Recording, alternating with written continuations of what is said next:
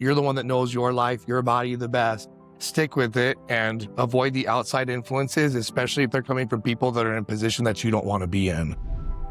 Anyone can go put their height, weight, and body fat from an in-body scan into ChatGPT and be like, what should I eat today? Yeah. Or what's a good workout for X, Y, and Z? The amount that people use it right now, it probably knows you better than your trainer does.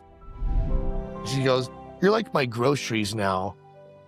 I just know that I'm going to pay for you forever. And I was like, that's a way better business model to be someone's groceries. The mindset that they have is that, like I said, if it's not bringing something to me or my family's life, if it's like deducting from it, why am I allowing it in my life anymore?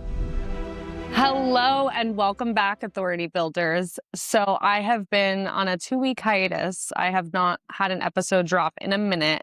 If you follow me on LinkedIn, you know that I've had some personal challenges, but we have gotten through them and I am happy to be back. More importantly, I am happy to be back with my trainer, Shannon. Sean is the founder of Shannon Fitness, an ISS and NSCA certified strength coach. I don't know what any of that means. Certified nutrition specialist, and he is a nationally qualified physique bodybuilder competitor. Give him a little like. A little flex. Yeah. A little flex. Classic physique, not physique. Physique guys don't have legs. So there you go. See, I don't know any of this. In addition to coaching clients to transform their health and performance, he runs operations for a high-performing gym and mentors other trainers, helping them build successful careers and businesses of their own. So I've worked with Sean for quite a while now, and between all of the sets, we have all types of conversation around business, content. I mean, honestly, I enjoy the conversation way more than I enjoy the working out. You don't like the lunges, huh? Oh, no. I hate the lunges. And what's the other one I hate? Bulgarian split squats. Bulgarian split squats. My absolute least favorite.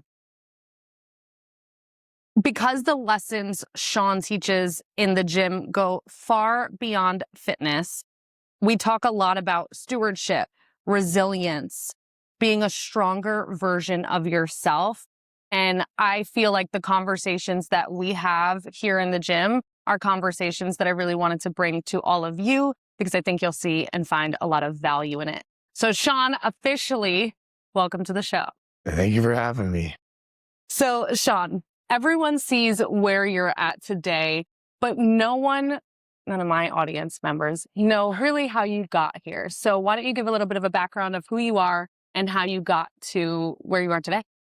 So like every good old American kid, I was playing sports when I was younger, little soccer kid, kind of chunky growing up.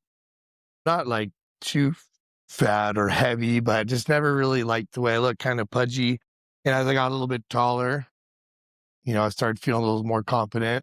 And then I stopped getting taller and all my friends got way taller than me in high school. So I guess I had to get wider. It's kind of what I said.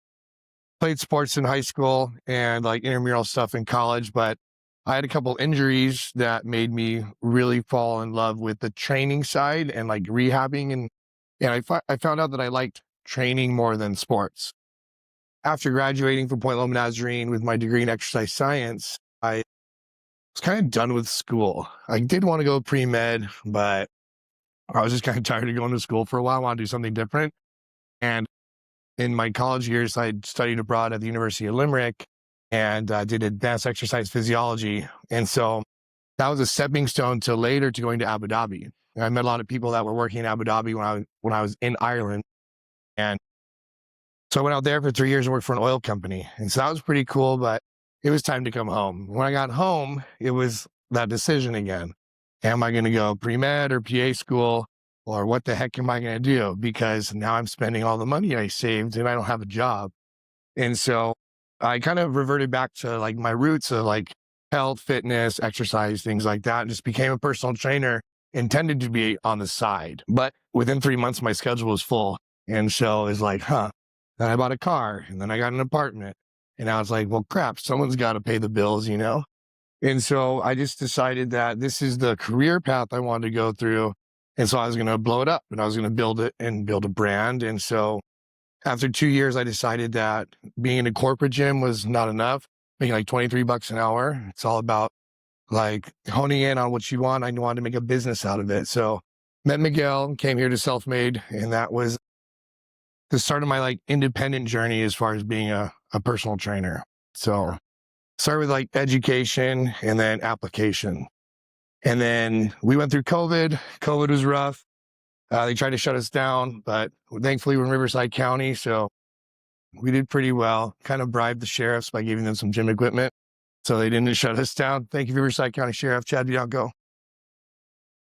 And then we had an unfortunate event where Miguel, who brought me on, was shot and killed in a robbery gone wrong. And it was actually this past week they started the trial. It took over 2 years. During that time, we basically lost the gym. We were in transition to this beautiful location, and there's a lot of holes to be filled in the business and the brand and the company. And one of those was for the education and mentorship of the trainers. And Julie, our COO, had asked me to step into that place. And she'd seen the growth that I had from, having like 10 clients when I first started to too many clients, except my favorite client here. And the ability that I had from education before and teaching, it was just a good fit for me and where I was in my journey to help these 43 trainers here build their brands. And that's kind of where we're at right now. Amazing. So first of all, I will say all of that education did you very well, because every time I have a question, you always have an answer. I do. Especially when people learn things on the internet. Little TikTok videos. You've learned that a lot of that is wrong. So thank you, Sean. Yeah. So entrepreneurship is hard though. And like, it sounds like you've gone through quite the journey, especially with COVID and Miguel and all the things. Like, were there any times where you felt like you wanted to give up, and how did you overcome those challenges? There was one time where that want to go back into the medical field of some kind had come through, and I had an opportunity to do a medical device rep sales position with one of my clients' companies. And I was kind of in this limbo where business was good, but I wasn't really sure if I was able, with the way that independent contracting is set up, to buy a house. And I was at the point in my life where, hey, now it's time to buy a house. And, you're always trying to write everything off and, show less income, don't want to pay the government. But I had an opportunity to apply for a job that would have, entry level, but had a lot of growth. And it was back in like the medical field where I'd always wanted to go. And the owner of the company's daughter's boyfriend got it instead of me, but I was right there. I was excited. So, but it was a blessing in disguise, and not to get too personal, but what I realized was one of the main reasons I was trying to do it was my wife at the time had told me that being a trainer is a kid job, and that I wasn't going to amount to anything doing that, which was really nice words to hear. But those words did drive me to do more. I ended up buying my house by myself. I ended up building a pretty decent business and helping others along the way. And I made this into something a lot more than a kid job. So yeah, there was a time where you wanted to give up. I remember during COVID when we had a little lull there, when clients were afraid to come to the gym, some of them, I applied to work overnight at Costco because I was like, I will do whatever it takes for my wife and my stepdaughter to, keep food on the table and everything. And thankfully had been making some good financial decisions with savings and stock market and things like that on my own. So we were able to weather that storm for a while without me having to take on those extra hours or work overnight. But I was right there willing to do it. So after that fact, I was like, I will never stop. Yeah. Mostly because someone told me that it was a kid job. And I was like, well, watch me now. But I love what I do. And so, and I have a passion for it. And so I feel like I'm more blessed to be able to have that, not only to be successful, but also to love the thing that I'm doing. Yeah, I love that energy, because so many times people are told not to do something, they can't do something, they're made fun of for what they're doing.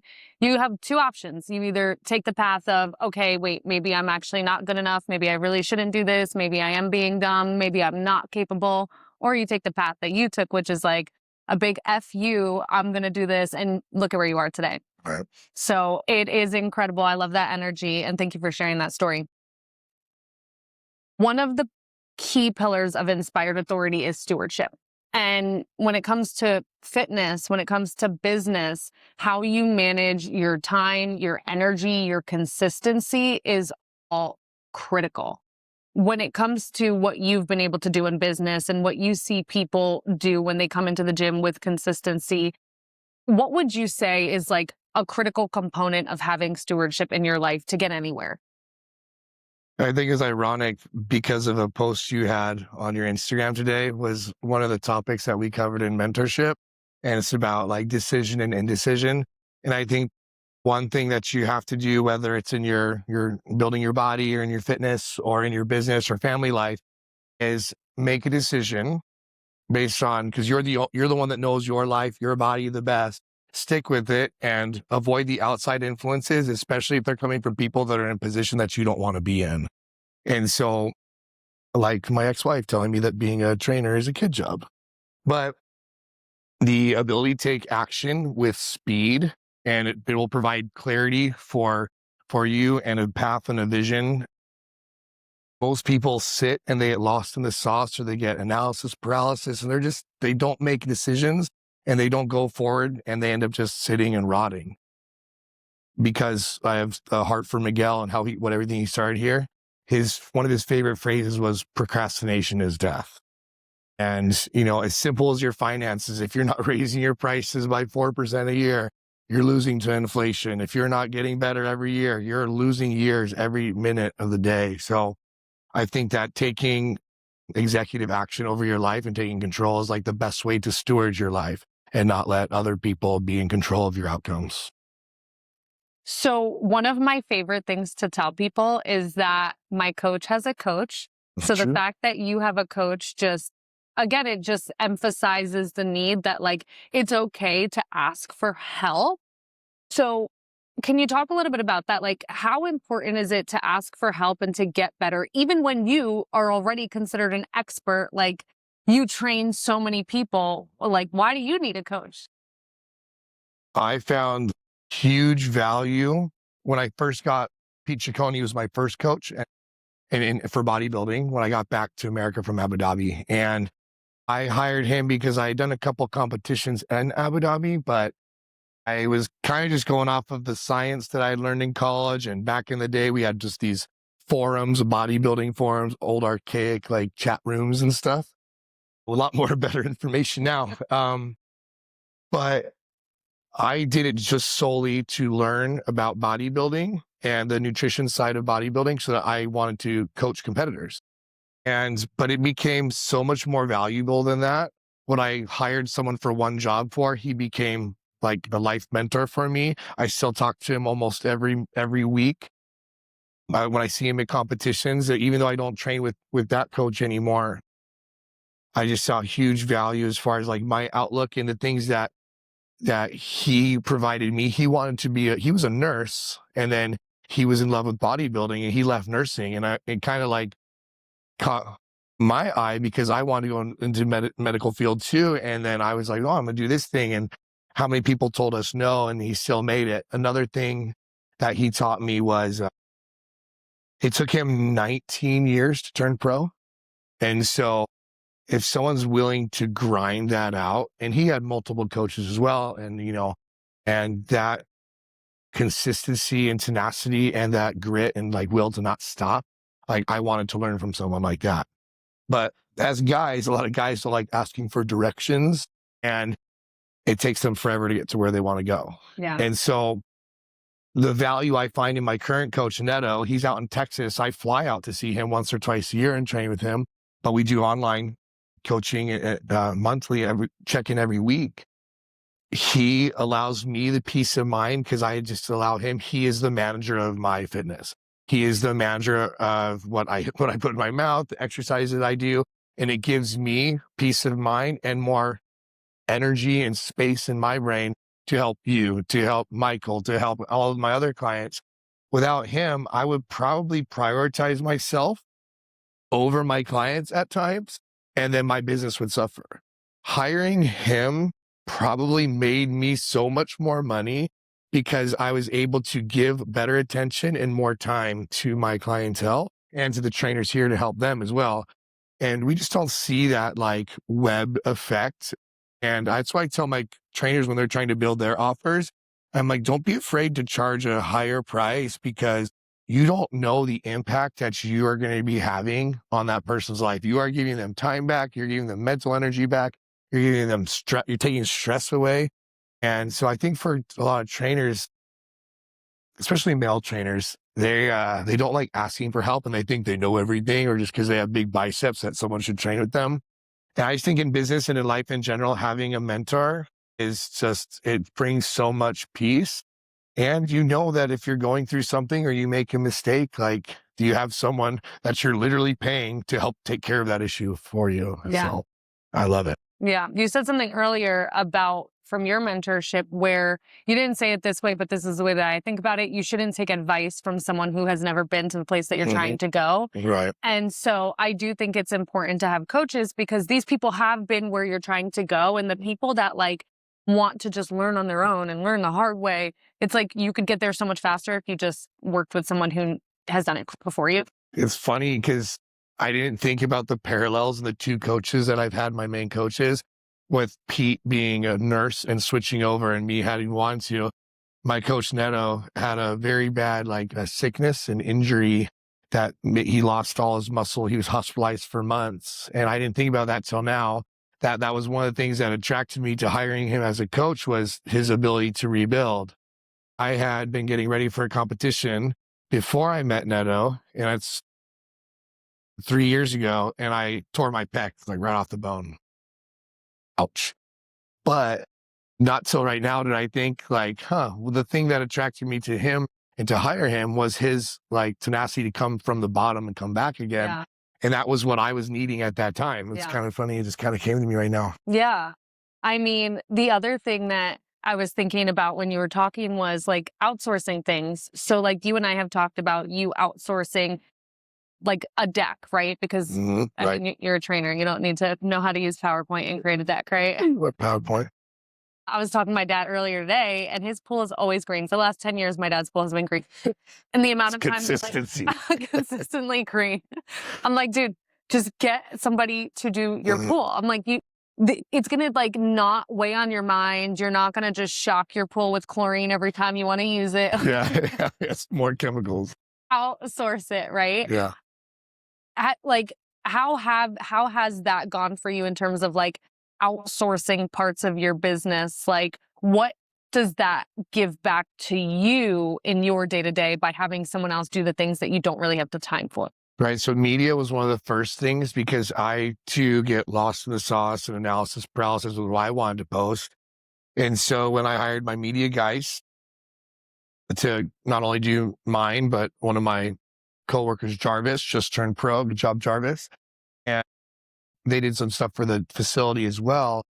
I get a couple hours back, whether I want to fill that with clientele, if I want to deliver or just be there more for my clients or scheduling, things like that. Getting some time back was huge from media. I use some systems for like scheduling, booking, and invoicing. A lot of trainers are still doing like pencil and paper and like sign here if you come into your session. That was one of the first things that I felt that was making the business more efficient. And then another outsource is, I mean, you talked about my coach for bodybuilding. I did hire a business mentor too to help me build that pitch deck and to build like an online higher ticket offer for like the online portion of business. And then he taught me automations for like LinkedIn automations, Dripify. So getting time back and being more efficient also increased and benefited the client experience, because in today's world, we need things like now, right? And we're so used to TikTok, Instagram, scrolling, dopamine hit. And if people are ready on the phone, ready to buy, and someone else hits them with an offer faster, like most people are never just looking at you. They're looking at like 10 other trainers or 10 other coaches, 10 other restaurants. So you got to get them while the fire's hot, you know? Yeah, for sure. So let's talk about that. Let's talk about authority, because we talk a lot about authority actually, because I'm obviously building my content. You're always using your content. And then obviously you're always mentoring other people about building authority. How did you build authority in your following? And then how do you What do you recommend for other people who are starting new businesses who don't really know how to build authority?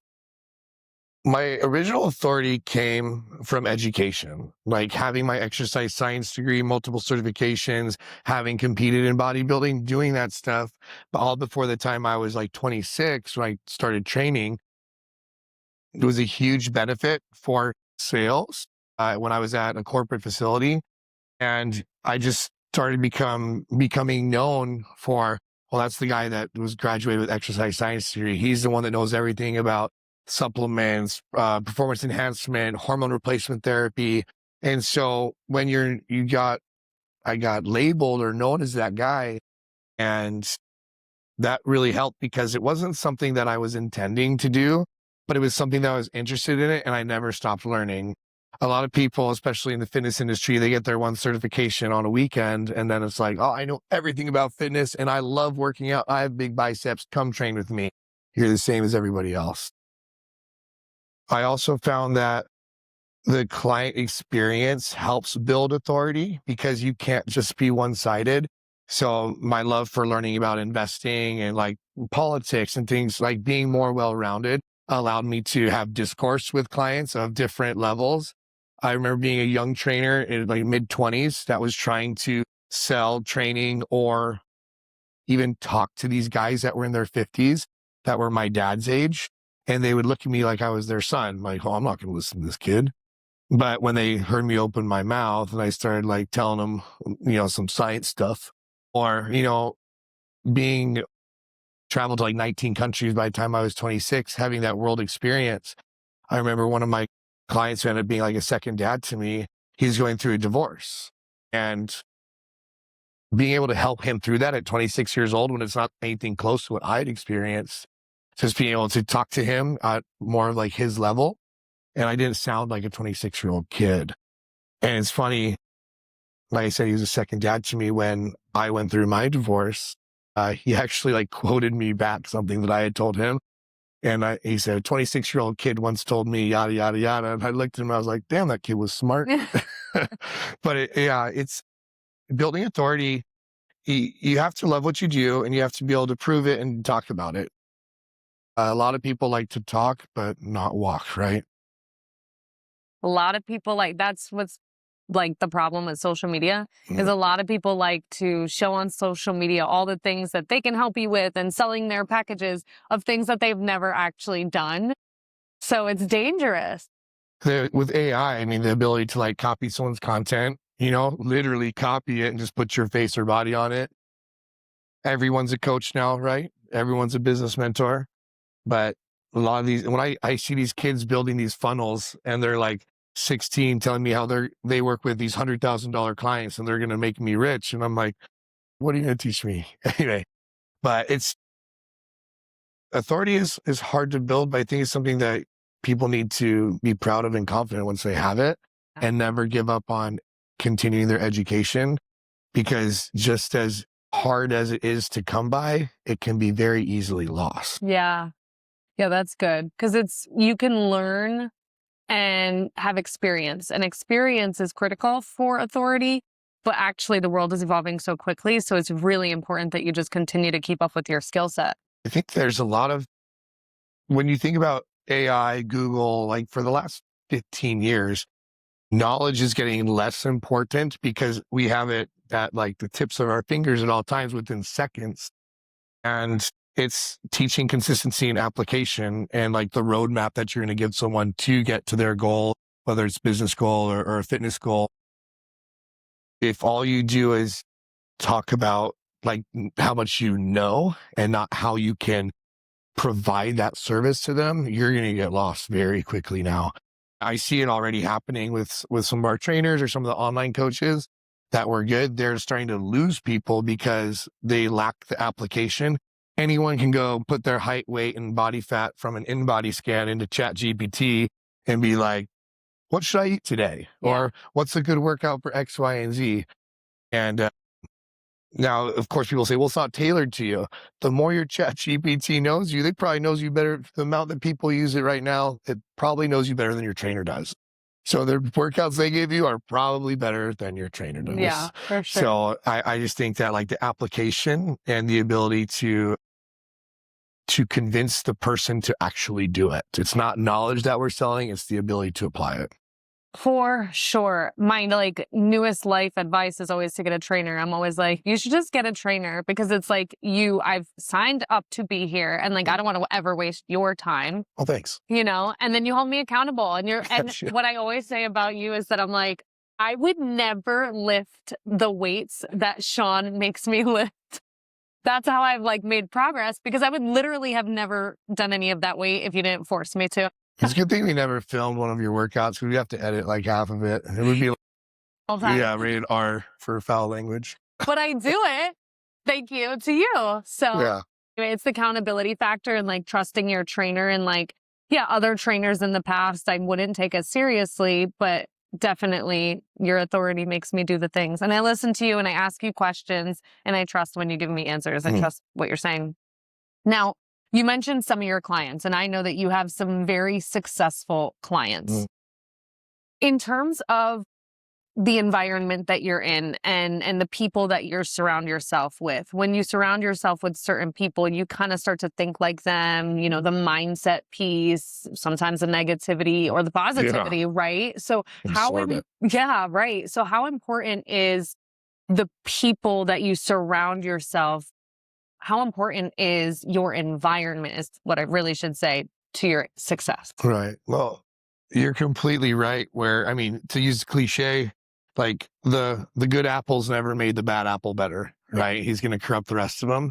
And there are like, we call them like red flag clients, like that can be problematic. But I think as a coach and a trainer, knowing who you service, knowing who you are best to service and who wants to receive that service is huge. And then you can pre-qualify whether they should be on your team or in your program or not. What I try and look at the service I provide is I'm your health and wellness manager and you're bringing me onto your team. So I want to know if I want to be on your team or not. Who am I to be playing with? A lot of coaches think like, oh, you're coming onto my team. Like, it's all about me. But I look at it like, well, if you're a business, your life is your business and you're bringing me on to manage a part of it. If I don't mesh well with the other parts of your life or the other managers in your life or the other people in your life, I probably shouldn't manage that section of your life because there's going to be friction. My idea with that started with when I was mostly training competitors and trainers, not the business side of the trainers, but actually training the trainers and competitors. And a lot of the trainers wanted to compete because they'd use their progress pictures as a way for marketing. And we went to one show. I had 6 clients, all in different categories. So it wasn't just all one. And everyone got first or second place or overalls. And I was like, oh my gosh, we made it. Like we made an impact. We have a team. It's great. And the next week I lost like thousands of dollars in revenue because they're like, thanks, coach. See you next season. And they went off and used their progress pictures to get their own clients. And I'm like, wait a second. I did a good job. I did my job. And I lost clients. That's not how it works. And around that same time, one of the director at a surgery center, whose husband was a surgeon, she'd been training with me and she goes, should I train a 3rd day a week? And I said, well, you're hitting your goal exactly how you want it 2 times a week. So if you want to hang out and pay me more, like, sure, let's go. And she goes, okay, well, what would it be if I want to do like just pay monthly for this long, blah, blah, blah.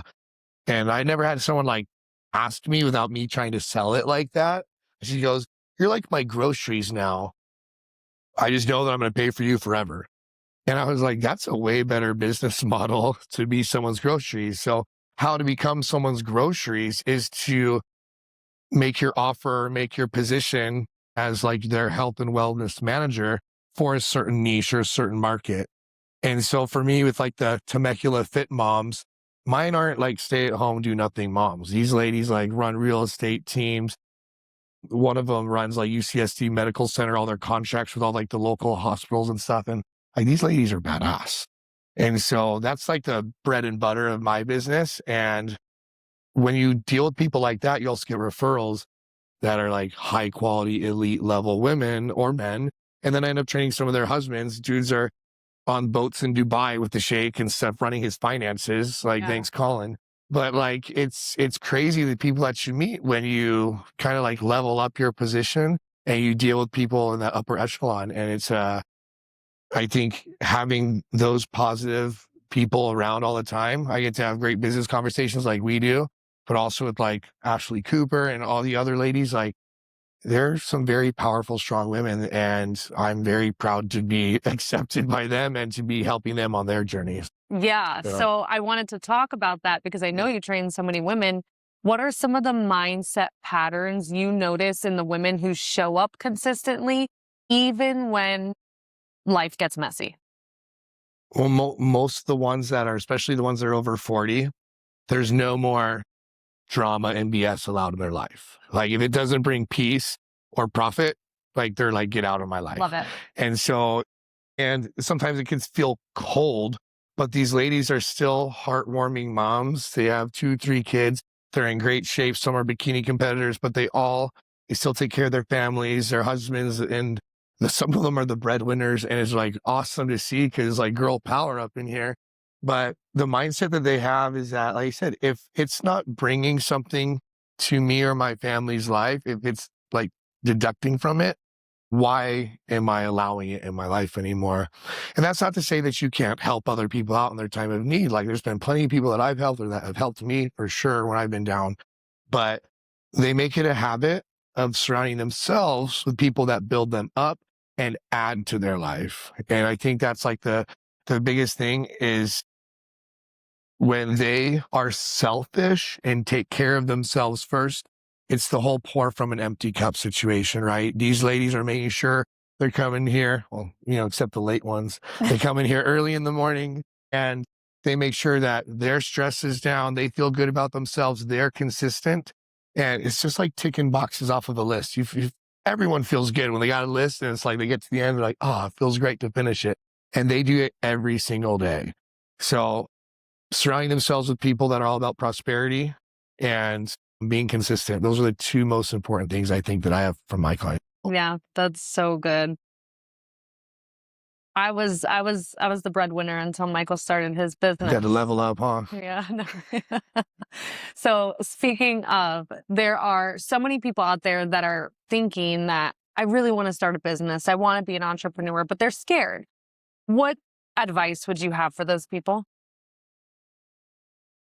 Like a personal inventory, some of the situations you've been in your past, depending on your age, this could be a long inventory or a short one. But there are people that are born to be worker bees. And there's plenty of trainers that I've worked with and tried to help with mentorship and building their business where I'm like, you're going to be a worker bee. You need to, if you wanted to be a business owner, you better work really hard and delegate the business side if all you want to do is train. And I think that's a harder move to make because the people that do all the admin and the thinking are usually the ones that make the money. So the personal inventory is first, like before jumping in and starting a business. If you're a chronic stopper, maybe starting a business is not for you. If you couldn't complete a sport, if you couldn't complete a task in school, if you never had the artwork done and you just were always like trying to be so perfect with it and it could never be completed, I don't know if you could run business. I look at some of the kids of them, like the moms, and I'll use Max as an example. I've known this kid since he's about 17 now. So I've known since he was like 10 or 11. And this kid was like so confident, grabbed a bucket, soap and water and started selling window washing at like 10 years old. Yeah. Like this kid needs to be a business owner, right? Like he didn't have mom walking up with him. Hey, Max wants, no, I'm like, this guy, forget college, bro. Don't go. Just start a business. I don't care what it is, dude. You're going to succeed.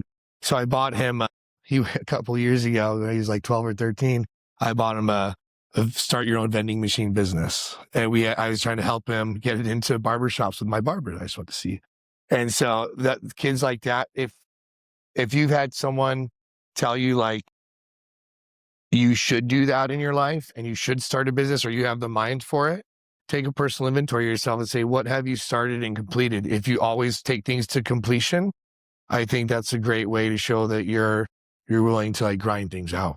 Yeah, I love that advice. I feel like so often we want to encourage people and be like, you should do it. Like, you can do it. You're capable of anything. But I love your honesty because it's true. Like, not everyone who's cut out for it. And that's okay. Right. And you can be so successful as a worker bee, just doing the right 100%. thing that still brings you joy and happiness. Because guess what? It probably isn't going to be building a business. Dude, look at the SpaceX guys. Some of those guys are multimillionaires now. And they didn't have to think. They just developed. Yeah. And they did their job and they developed. And now they're richer than me, you know? So there's a ton of opportunity in the workplace. And it's not to say that you can't become the person, but there is a big mindset shift that has to happen. Just like from going from worker bee to entrepreneur, just like in the person that wants to lose weight. One of my clients, Jimmy, told me, you know, when he lost 80 pounds, he said, I'm not the guy that's losing 80 pounds. I'm the dad that goes to the gym every morning to be better for his son, to show his son what he's supposed to do, to not be the dad wearing his shirt in the pool. He said, I had to make that mindset shift because if I just thought like I have to lose this many pounds per week, I'm going to fail and I'm just going to keep going in a circle. But if I become the dad that goes every morning, I'm the dad that doesn't drink on the weekends. I'm the dad that, you know, does his cardio and doesn't just skip. I do leg day, like whatever it is in his mind that he has to become that person. That is what is really going to keep you consistent. I love it. Okay, so now I want to play a little game. We're going to do a quick rapid fire. So just like the first thing that comes to your mind, and we're going to roll with it. So what's one belief you've changed your mind about? There were some people I thought that couldn't succeed just because of like their genetics or their history or whatever. And I remember when I was a younger trainer, I was like, if you're not going to follow this meal plan and you're not going to eat like a bodybuilder and you're not going to do 6 meals of chicken and rice a day, then you're going to fail. You have to do it my way. So the only way is very rigid. And when I found that like, oh, maybe not everyone's life is as perfect as mine and I can just put my meals out as easy as I can. The flexibility behind dieting, I believe in the flexibility now, not as rigid. I am so happy you have changed your mindset on that because I get sick of chicken and rice. Yeah, she likes ground turkey. Yeah. Okay. What's one piece of advice you wish you had at 20? Be more confident because I was very shy when starting my business on the outreach side of things. I kind of had let it come to me. So I would tell myself like, look, dude, you have the education, you have the smarts, you have the look, you have the work ethic. Don't be afraid to talk to people because that was one thing that I was failing at for sure. Yeah. Confidence is a muscle too. You got to work it out, right? Yeah. So like sometimes you just show up and you try and you work at it and then the confidence comes from putting in the reps. What's one daily habit that has had the biggest impact on your life? Preparation the night before, getting everything set, taking like like the Monday minute that the Hormozis talk about, like knowing what my schedule is going to be before I go to bed, having my meals set up, doing that, take a lot of stress away from me. And I have like clear actionable activities I need to do. And so I'm very good at knocking everything out and there's nothing like trailing on to the next day. Yeah. So I think like to inventory what you did that day, even if it's 5 minutes and preparation for what you're going to do the next day. I think that's like huge for business. That's so good. When I actually leave the house, if I have an outfit prepared for the next day, it makes my time a lot less stressful. Well, I don't take 2 hours to get ready. Yeah. I'm a woman. Okay. What's something people think they need, but they actually don't? In fitness, people think that they need to do a bunch of cardio to lose weight, that it's the only way. They got to get on the treadmill or get on the Stairmaster and beat themselves to death. And that is not true. What should they do instead? Eat whole foods, clean up their diet, and just be more active throughout the day. Getting your steps in, taking the stairs, those little pieces of activity, the non-essential activity, add up to huge results that will not make you dead tired for your strength training. A lot of people, they did a study on like sitting at a desk versus standing at a desk. And the people that stood at a desk burned a couple more calories per hour. But what they did is later in the day when they got home, their activity plummeted. So we obviously for like your back health and your hip health, you should be standing up and down at your desk. But when it came to like burning calories and weight loss, the people that sat at the desk actually had more energy for later in the day to be more intense in their workouts. So there's give and take. Now, if you had a walking pad as your desk, that would be great. But I mean, it was hard to kind of type a walk. Yeah. You look funny on the camera, but do it. Do it. Who cares what you look like if you're working out, right? That's right. Okay. Last one. What's one thing you're working on becoming better at right now? I can get scattered with all the jobs that I have or the businesses that I'm running. So you get excited about the new thing and always wanting to do the new thing. Like, oh, there's this new app, or there's this new AI tool, or there's a new trainer onboarding. Okay, you get excited about it, but you forget the high ROI things that you do, like the daily grind things. And you don't want to miss out on opportunities, of course, if there's something new that you can use in your business, but try not to pile on more new before solidifying the foundation. So I've been better with trainers mentorship and education here, that instead of kind of just winging it, it's like preparing for it. After I finish the one, I stay an extra hour and prepare for the next one out of sight. And then I've just been consistent. So not just trying to see the whole new shiny new toy, but play with the toys you already have. Oh, that's good. Yeah. All right. So if someone's been listening to this and they're like, wow, I really enjoyed that conversation, but what do I take away from it? Where do I get started? What's one piece of advice that you could give to someone listening about how to just take one step forward in their life? Fitness standpoint, track your food. Be realistic and honest with yourself and take inventory of everything that goes in your mouth, whether it's like liquid calories, and see, like, put it in MyFitnessPal, or if you have ChatGPT, whatever it is, and get a realistic picture of what is actually going in for an entire week. And you're going to learn that it's probably a lot different than what you think it is. And if it's for like a business or your personal development, take a spreadsheet, take a calendar, and write down everything you do every hour from the moment you wake up to the moment you go to bed, and see how much dead space there is, how much doom scrolling there is, and what can you block out in time, and how much time you can get back. It doesn't mean you have to get back to work, but you can get back to play with your dogs, play with your kids, like hang out with your husband, whatever it is, spend time with people. Or just to take that time you don't think you have any time to do, and you block out your time, read a self-help book or a personal development book, something like to better yourself instead of just like Netflixing and chilling all the time. Yeah, I think that's really good advice, because honestly, the priorities are what you make the priority. And when you feel like you're so busy all the time, it's hard to find time for the things that you want to be a priority. So I've never thought about writing down what you're doing all day, but I do think that's such a good idea. We just did a mentorship 2 weeks ago. I called the bottleneck audit as to like why their business isn't scaling, and the amount of people that wrote content and they put it like an hour block, like every day. I was like, you guys are doing like 8-10 hours of content a week. Oh, you guys should be pumping out 2-3 reels, carousels. I'm like, you're actually doing it. I said, or is your content hour flipping up TikTok or Instagram, and you respond? Inspiration. Yeah, inspiration, right? And then you said like one DM, one outreach, and the other 59 minutes is just doom scrolling. Like, what are you actually doing?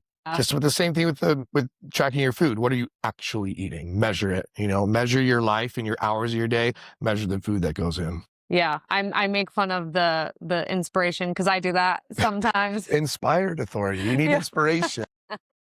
The reality is like the other day, Michael asked me to drive him somewhere. I said, you're going to drive because I'm going to take the next 15 minutes to make a reel. And I was able to do it. And I got my reel for the day, for the next day, and did it. Right. I was trying to like chop up the podcasts, like get the verticals for like the shorts and stuff. And it was taking forever. And I found the AI thing that would do a pretty darn good job. But I was still doing I was downloading like one, and then I would post it, and then I would go and download the next one, and then I would post it. And I'm like, I'm just going to block it out every Sunday. I'm going to download 2 episodes. And I'm going to find the top 6 clips from each one. So I'll have 12 posts for the week. And it takes me like 10 minutes maybe Yeah. to just click those 6 and save them to my phone and schedule them out. Yeah. And it's like, okay, now I don't have to spend an hour every day going and finding it, finding the right hook, typing out the text. And it's like, it's got a lot of time back. And I'm actually doing it where before I would like start it and stop, start it and stop. And I kept failing at it. And when you keep failing at something, you don't want to keep doing it. You don't cause momentum. So now that I have momentum, it becomes easier. Yeah. Okay. I will say there is a creator, Jessie Jean. Everyone talks about her right now, but she says that research or reps over research because you spend so much time doing research, you're not putting enough reps. So it's like, just do the reps, just post the content, and like something will land with something. We do that with training too. And like, if you have all you have is time, I say go out on the floor and assist another trainer or come help me because I'm always busy, Yeah. you know? Or like Coach Shu, he's got like 20 athletes at a time. It's like, if all you have is time, get your reps in, because part of what you have to do is you have to be better at your craft of the actual training. You can get great at the business side of things, but if you suck with your client, they're not going to stay with you. And so getting the reps in, or you can just learn about how great it is to be a trainer and how fulfilling it is. But if you're not doing the reps, you'll never be able to maintain the client. Totally. And there's other components of like learning and like how to talk to people, what to talk about, because not every trainer is enjoyable to talk to. Yeah. I was building up a trainer to take on my clientele a couple years ago. And when I would go out of town on vacation, or if I needed to take an afternoon off, I would, pay him for the session and he'd take my clients.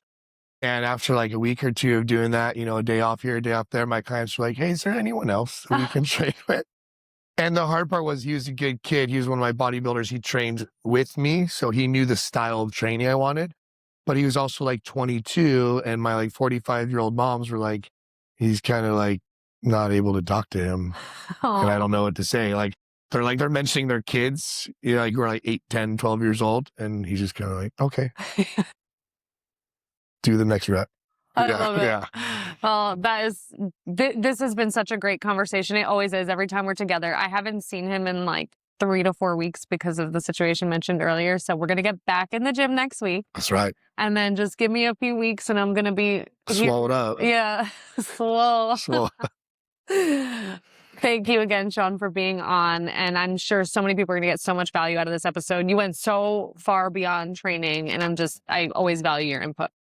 Well, thanks for having me. I'm so excited to see where you take all this. Absolutely. So if you enjoyed today's episode, please make sure to like, comment, and subscribe. Share it with someone. Post a clip that you enjoyed.